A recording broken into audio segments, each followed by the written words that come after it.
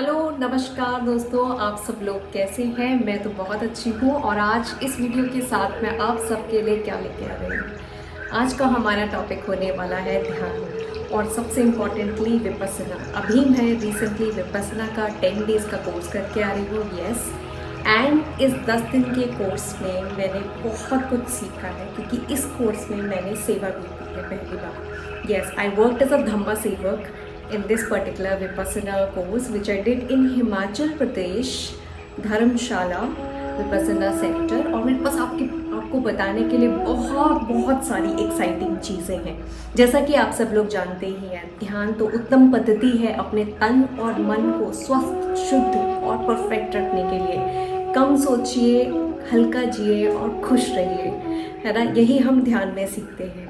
तो विपස්සना का क्या अर्थ है और विपස්සना ध्यान में क्या स्पेशल है, तो आइए हम जानेंगे आज की वीडियो के थ्रू। As you all of you know that Vipassana is to see things as they really are. Vipassana का अर्थ है कि चीज़ों को उसी तरीके से देखिए जैसी वो हैं, ना अपने अंदर से कुछ अलग आकलन लगाइए। जो जैसा है वैसा देखिए, वैसा समझिए और वैसा ही फील करिए, है ना। तो ये तन और मन के सारे रोगों को दूर करने का अचूक उपाय है। अगर यकीन ना हो तो वो पेशेंस, वो डेडिकेशन और वो कमिटमेंट अपने अंदर लाइए और एक बारी 10 डे का कोर्स करके देखिए। You will actually and up having lots and lots of positive energy in you. Your batteries will be charged and something miraculous every time happens with me whenever I finish my these meditative courses, या मैं अपनी daily ज़िंदगी में ध्यान को जब से मैंने अपनाया है तो कुछ ना कुछ अच्छा और सुंदर होता रहता है। तो चलिए, किस चीज़ का इंतज़ार है, आइए मेरे साथ बेहद खूबसूरत मैक्लोडगंज धर्मशाला हिमाचल प्रदेश की वादियों में, जहां मैंने इस बार अपना विपස්සना का ध्यान आरंभ किया। दोस्तों, सबसे पहले मैं आपको बताना चाहती हूं कि ध्यान कोई भी धर्म नहीं है और किसी भी विचारधारा को मानने वाले इसका अभ्यास कर सकते हैं। मैं कुछ हूँ, इस भाव को अनंत में प्रयास रहित तरीके से समाहित कर देना और स्वयं को अनंत ब्रह्मांड का अविभाज्य पात्र समझना। दोस्तों, ध्यान की अवस्था में आप प्रसन्नता, शांति व अनंत के विस्तार में होते हैं और यही गुण अपने आसपास हर जीवंत अजीवंत वस्तु को देते हैं। पेड़ पौधे, धरा, जल, अन्न, जानवर, आप किसी भी पर्यावरण को भी प्रदान करते हैं। इस प्रकार आप सृष्टि के सामंजस्य में स्थापित हो जाते हैं। ध्यान आप में सत्यतापूर्वक व्यक्तिगत परिवर्तन ला सकता है। क्रमश आप अपने बारे में जितना ज़्यादा जानते जाएंगे, प्रकृति स्वरूप आप स्वयं को ज़्यादा खोज पाएंगे।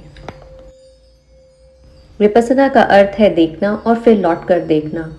लेकिन किसको देखना? कभी आपने सोचा है कि आपके जीवन में सांस लेना और सांस छोड़ना जब तक चलता रहता है तब तक आप जीवंत कहलाते हैं।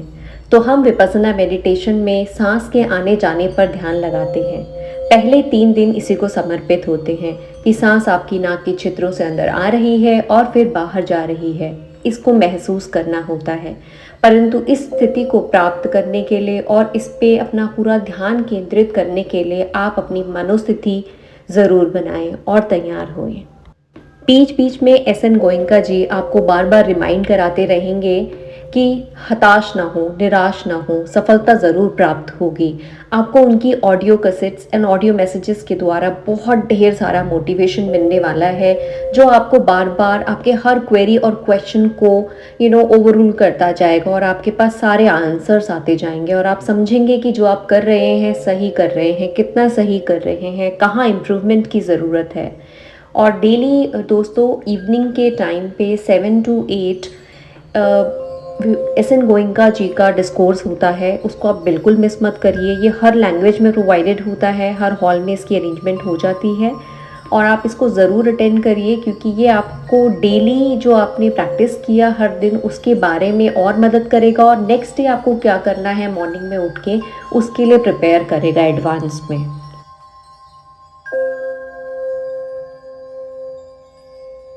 विपස්සना ध्यान करने के कुछ नियम हैं और इन नियमों का पालन आपको 10 दिन तक कैसे करना है, इसका फर्स्ट डे आप सभी को इंडक्शन मिलेगा।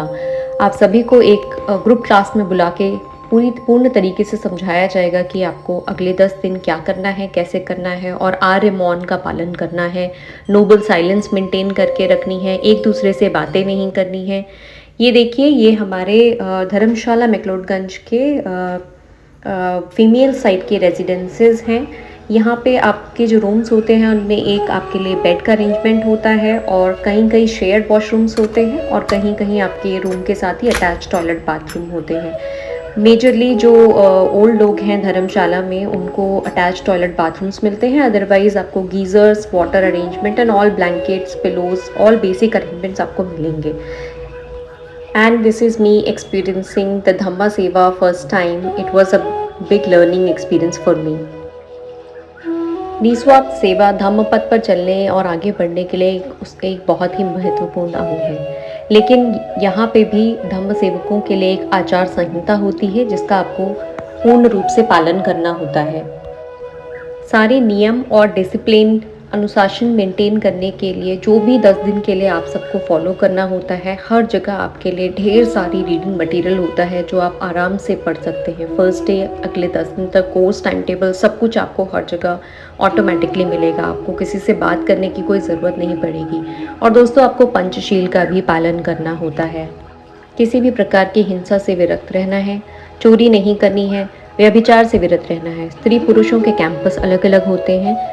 किसी भी प्रकार की झूठ बोलना, निंदा करना, कटु वचन, इन सब से विरक्त रहना है, और सभी प्रकार के नशे पते से विरत रहना है। धर्म सेवक बनना अर्थात निस्वार्थ सेवा करना। निस्वार्थ धर्म के पथ पर जिस भी प्रकार की 10 दिन तक आपसे सेवा की अपेक्षा की जाए वो सबको देना।